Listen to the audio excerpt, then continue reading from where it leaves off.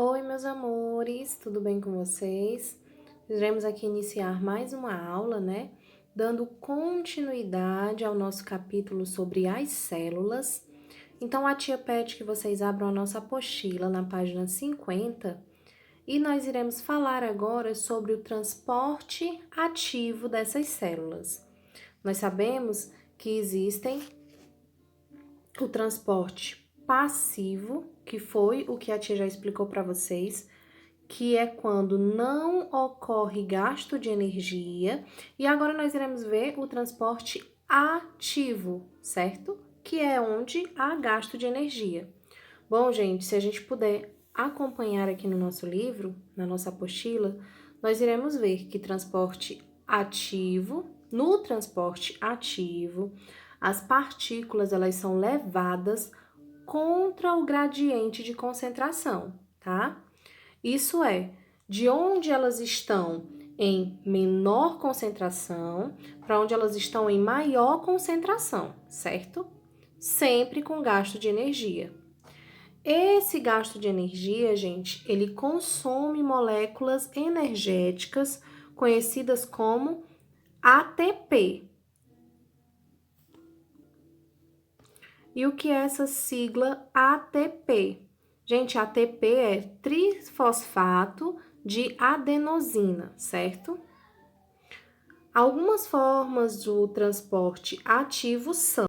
Bom, gente, e algumas dessas formas desse transporte ativo são a bomba de sódio e potássio, a endocitose e a exocitose, tá bom? Vamos entender o que é isso. Bom, meus amores, nós temos aqui representado, né, um esquema de uma bomba de sódio e potássio. Aqui nós temos a membrana plasmática, a dupla camada de lipídios, tá? O meio intracelular e o meio extracelular. E aqui a gente representa íons de sódio e os íons de potássio. Então, como que essa bomba de sódio e potássio ela funciona? Gente, há certas células que necessitam manter uma baixa concentração de íons de sódio e uma alta concentração de íons de potássio, tá bom? Então, por difusão, os íons de potássio, que está em maior concentração dentro da célula, sai, e os íons de sódio, que está em maior concentração fora dela, entra, tá? Deve haver, então, um mecanismo que faça o contrário da divisão para manter as diferenças dessa concentração. Em resumo, gente, o mecanismo que bombeia íons de sódio para fora e traz íons de potássio para dentro é o seguinte: uma proteína específica está na membrana. A proteína está na membrana. E possui duas regiões específicas para capturar íons de potássio do lado de fora e três regiões específicas para capturar íons de sódio no lado de dentro. Essa proteína ela usa a energia da célula, junta-se aos íons de sódio e os põe para fora, tá? Aí, ainda usando a energia inicial, usa-se os íons de potássio que estão fora e os traz para dentro. Então, esse ciclo recomeça. Então, gente, a bomba de sódio e potássio funciona assim: enquanto saem 3 íons de sódio, entram 2 íons de potássio. E sempre assim, tá bom? E aí, gente, nós temos o outro meio do transporte ativo, que é a endocitose, tá? A endocitose, ela permite o transporte de volumes maiores de substâncias do meio exterior para dentro da célula, tá? Isso se dá, gente, por meio de vesículas limitadas por membranas, denominadas vesículas de endocitose. Nesse processo, com o gasto de energia, a célula ingere porções sólidas ou líquidas que estão no meio externo. Há dois tipos principais, tá, gente, dessa endocitose, que são a fagocitose e pinocitose, certo?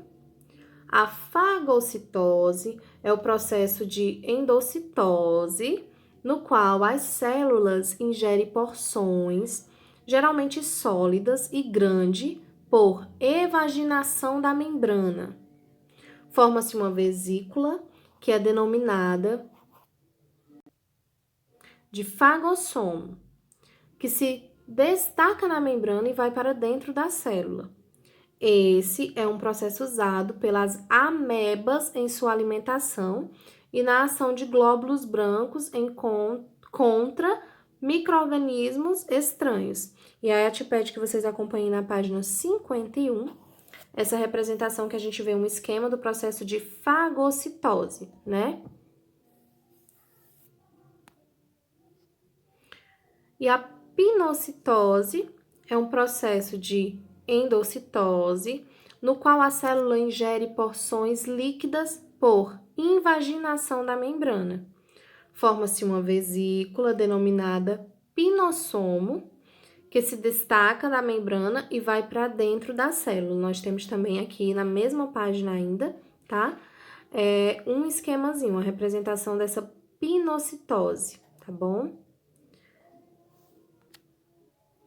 E a outra forma, gente, de transporte ativo é a exocitose, né? Onde há um processo inverso ao da endocitose, tá? A exocitose, nele, há a eliminação de material de dentro para fora da célula. Enquanto na endocitose é recolhido esse material do meio externo para o meio interno da célula, na exocitose é feito ao contrário. Nele, a eliminação de material de dentro da célula para fora dessa célula, tá? E aí também por meio de vesículas, as vesículas que contêm o material a ser eliminado encostam-se, na verdade, à membrana plasmática da célula e expulsam esse material para fora do meio intracelular, tá?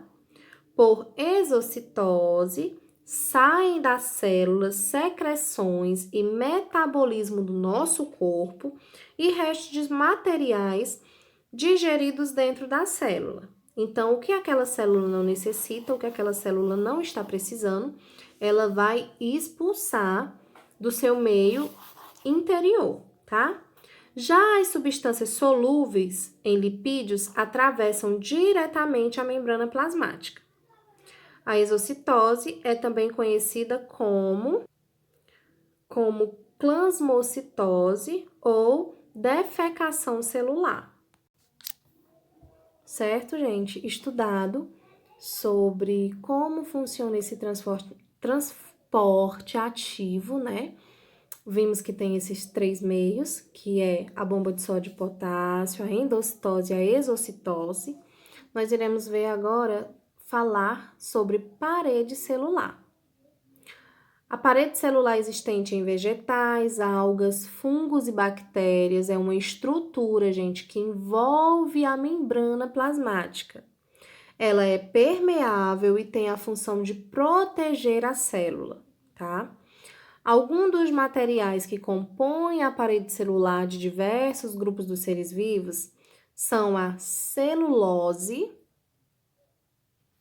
a pectina e a quitina, tá? A parede de celulose da célula vegetal ela é elástica, resistente e pode, em certas circunstâncias, se destacar na membrana plasmática, tá certo? Então, entendendo um pouquinho, né, sobre os meios de transporte das células, nós vimos agora o transporte ativo, vimos as formas que eles têm. E falamos sobre parede celular. Então, para que a gente possa exercitar tudo isso que a gente viu, a tia deixou para vocês aqui uma atividadezinha que tá na página 53, 54 e 55. A atividade da parte rever e aplicar, tá bom? Então, a tia espera que vocês respondam, que me enviem, que tenham entendido o nosso conteúdo, certo? Essa foi a nossa aula de hoje. Na próxima aula, nós iremos começar a falar sobre o citoplasma e essas organelas celulares, tá certo? Então, meus amores, um grande beijo para vocês e bons estudos!